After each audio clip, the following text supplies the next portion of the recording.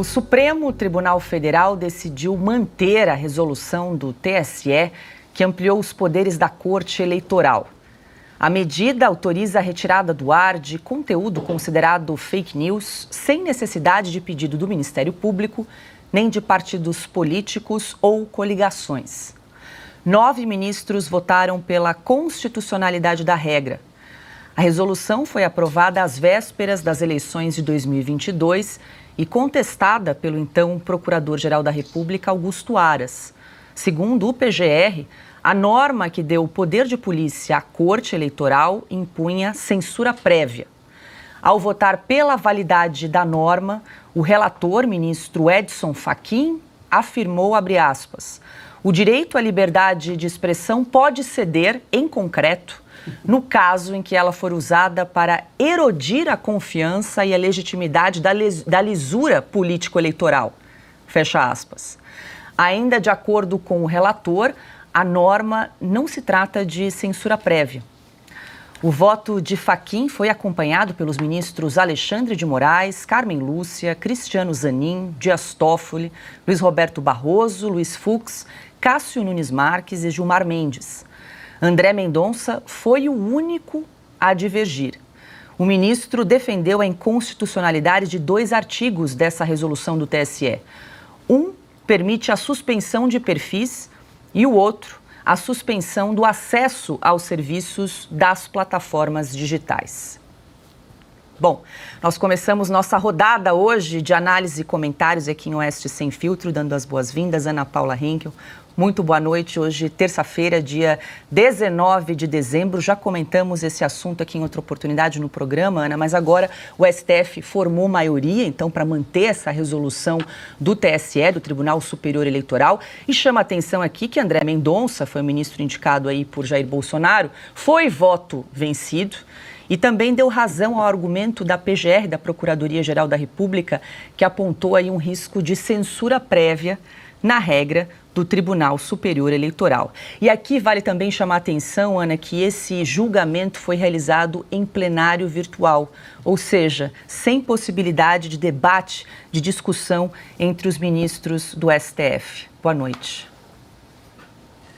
Boa noite, Paula. Você disse hoje, 19 de dezembro de 2023, mas parece que nós estamos em 26, 27 de outubro de 2022, na sessão, né, no TSE, quando a Carmen Lúcia disse é censura, mas vai só até segunda-feira, ao término do segundo turno. E essa segunda-feira, hoje, 19 de dezembro, uma terça-feira, é aquela segunda-feira que nunca chega. Boa noite, Paula, boa noite, Silvio, Piotto, mestre Augusto, boa noite a nossa maravilhosa audiência que já entendeu, tenho certeza absoluta, que já entendeu o que está acontecendo.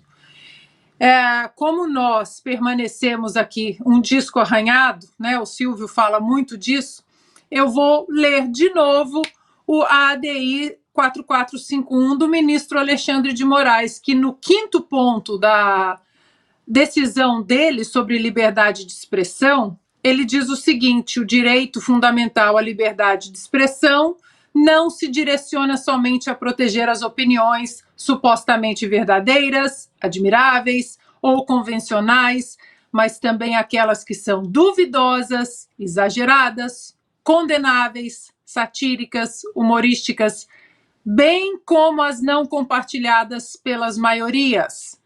Ressalte-se, de acordo com Alexandre de Moraes, em 2018, ressalte-se que, mesmo as declarações errôneas, estão sob a guarda dessa garantia constitucional. Fecho aspas para Alexandre de Moraes, em 21 de junho de 2018.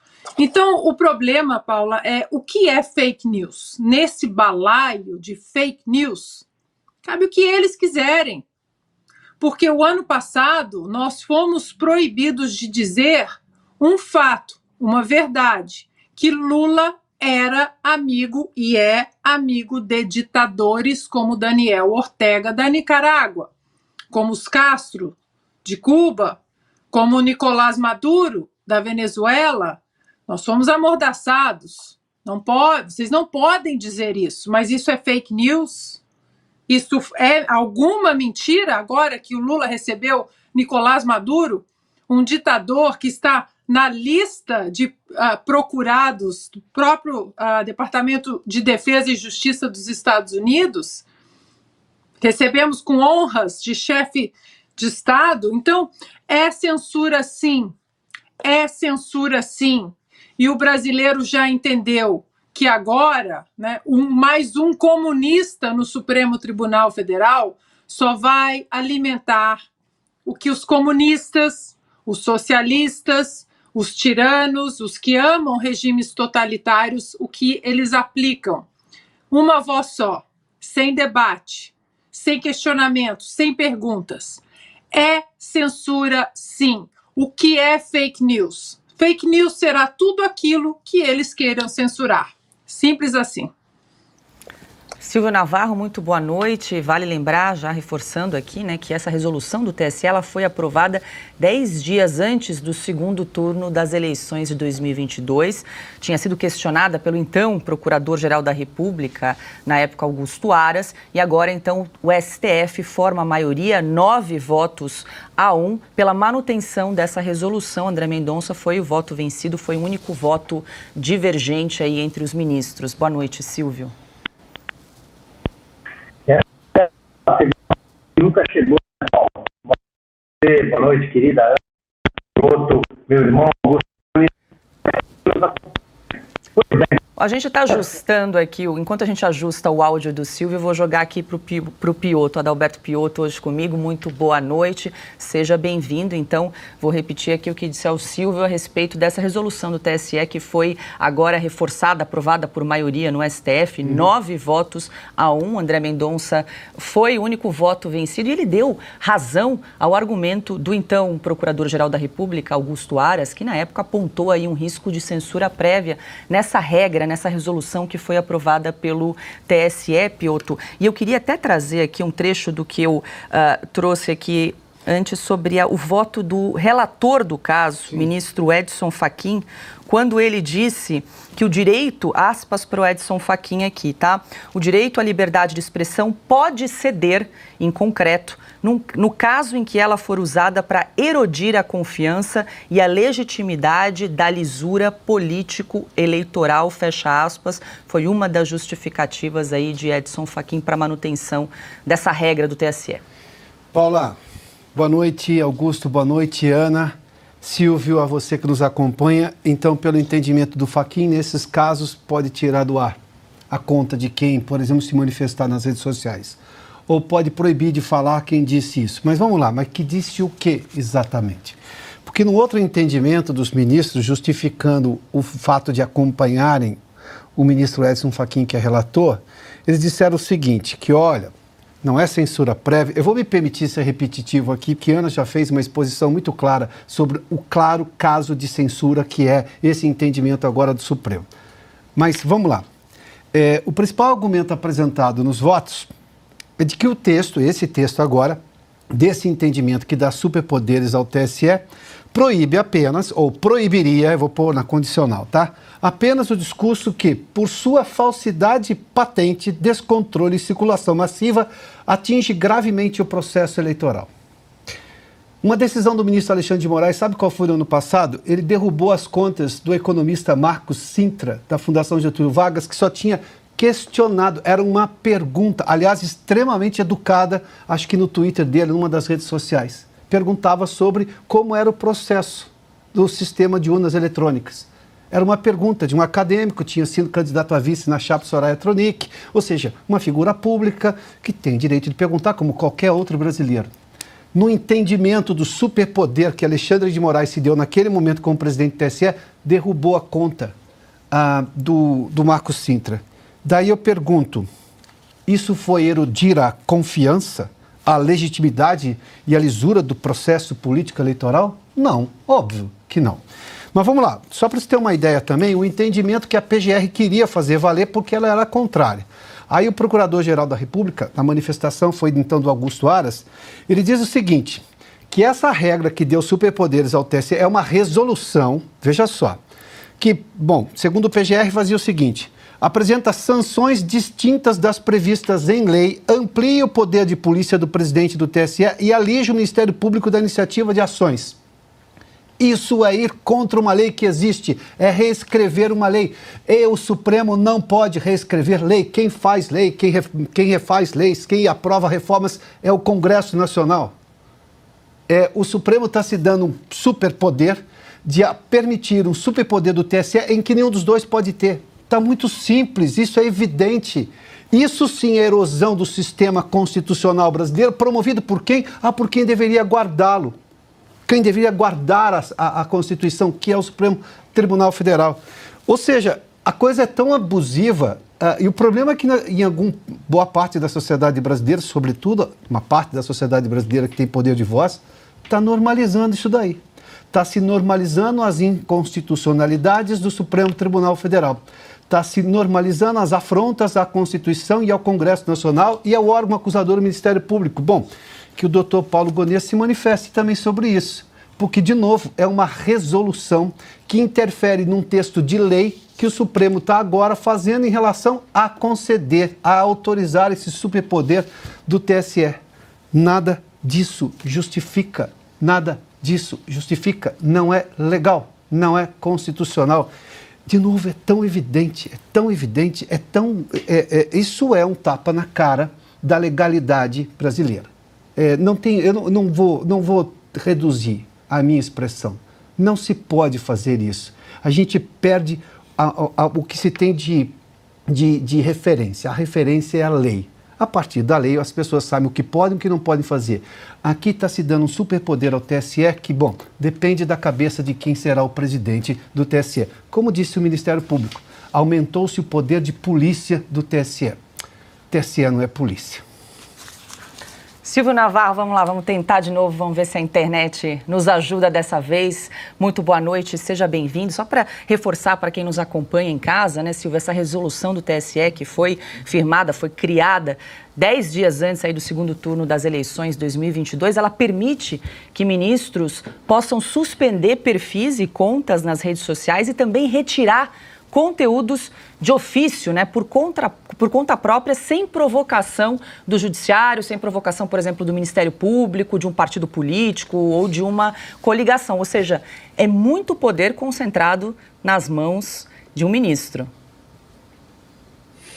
Paulo, espero que agora a internet nos ajude. Boa noite para você, boa noite, Ana, Piotto, mais uma vez, meu irmão Augusto Nunes, boa noite para quem nos assiste. Eu estava acompanhando o que a Ana disse, o Piotto. Eu queria trazer aqui um outro detalhe, que é o orçamento. Quanto custa a justiça eleitoral para produzir censura? Eu concordo com tudo que foi dito sobre tentativas de mordaça, poder de polícia a um tribunal que deveria ser administrativo, deveria cuidar de contas eleitorais. O TSE custa quase 12 bilhões de reais por ano, 11,8 foi esse orçamento aprovado. A maioria das cidades brasileiras não tem um orçamento dessa magnitude. Guarulhos, aqui, estamos no estado de São Paulo, né, o segundo PIB do maior estado do Brasil, não tem orçamento desse tamanho. O orçamento de Guarulhos é de 7,5 bilhões. As capitais, a maioria delas, não tem um orçamento desse tamanho.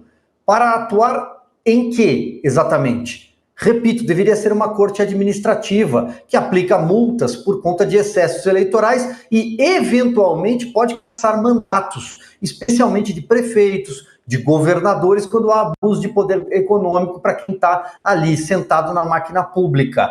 Ocorre que não é disso que se trata, desde que o ministro Alexandre de Moraes, o ministro Luiz Roberto Barroso começou, ele foi o start, politização extrema e o lado policialesco do TSE. Mas o ministro Alexandre de Moraes foi quem deu esse verniz, foi quem deu essas tintas ao TSE e, é claro, já foi mencionado aqui pela Ana, outubro do ano passado, aquela segunda-feira que nunca chegou, aquela sessão de 20 de outubro, quando a ministra Carmen Lúcia disse a fatídica frase aqui adaptada, né? Olha, isso aqui parece censura, aliás, isso aqui é censura, mas é cirúrgica e vai ser só dessa vez.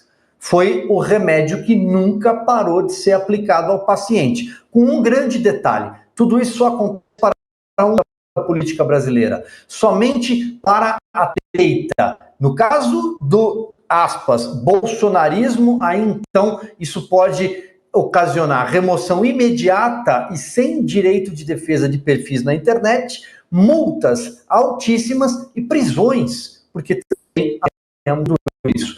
Há indicativo de que será melhor no futuro? Não. Com base em tudo isso que foi aprovado agora, não. O TSE é muito caro, o TSE é por muitas vezes desnecessário. Eu acho que a gente tem instâncias e tribunais suficientes no Brasil, nós não precisamos da corte para cuidar de eleição em ano não eleitoral.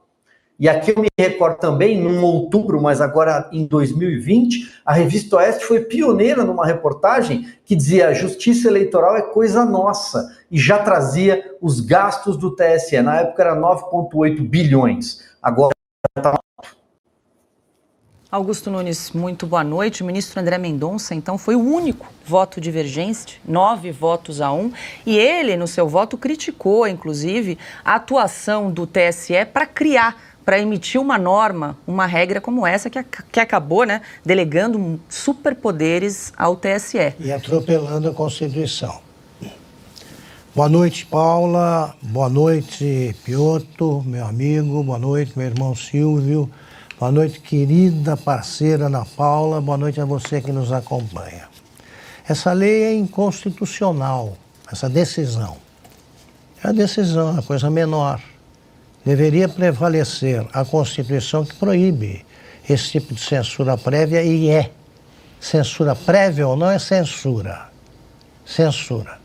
E eles não têm o direito de censurar porque a Constituição não autoriza isso.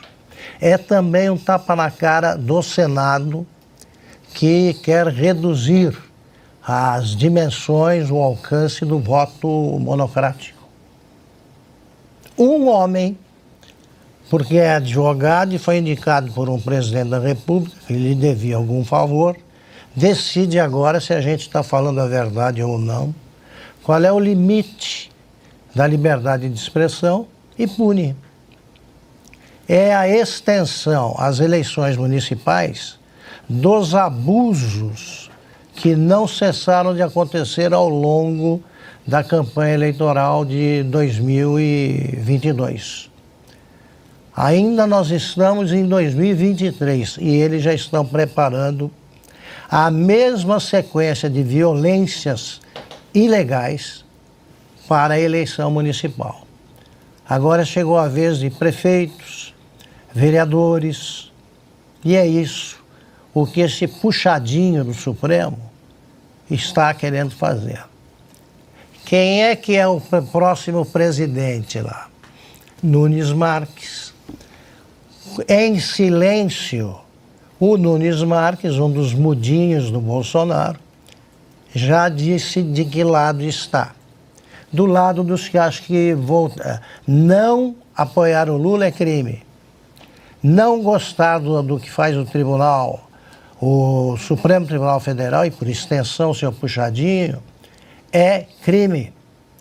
Eles estão querendo dar um passo à frente. Isso só pode ser detido pelo Senado e pelo povo brasileiro. O Fachin, ele só mostra que é um pavãozinho, né? É um pavãozinho meio bobo. Eu vou reler aqui o que ele disse, o Piotr já releu também, mas vale a pena. Tá aqui. O direito à liberdade de expressão pode ceder em concreto no caso em que ela for usada para erodir a confiança e a legitimidade da lisura política eleitoral. Ele está querendo dizer, com essa linguagem empolada e idiota, está querendo dizer o seguinte: se você falar mal de alguém que seja simpático a eles, você pode ser punido. Eles estão querendo eliminar o direito de criticar numa eleição. Quer dizer que tem que falar bem do adversário. não há mais disputa eleitoral, essa lei vale para todo tipo de mentira nessa linha cometida, se esse crime for cometido antes. Continua valendo, como decidiu o Alexandre de Moraes, como decidiu o Supremo, a lei retroage contra o réu e vai retroagir essa também, então pode prender o Lula. Pode prender o Lula.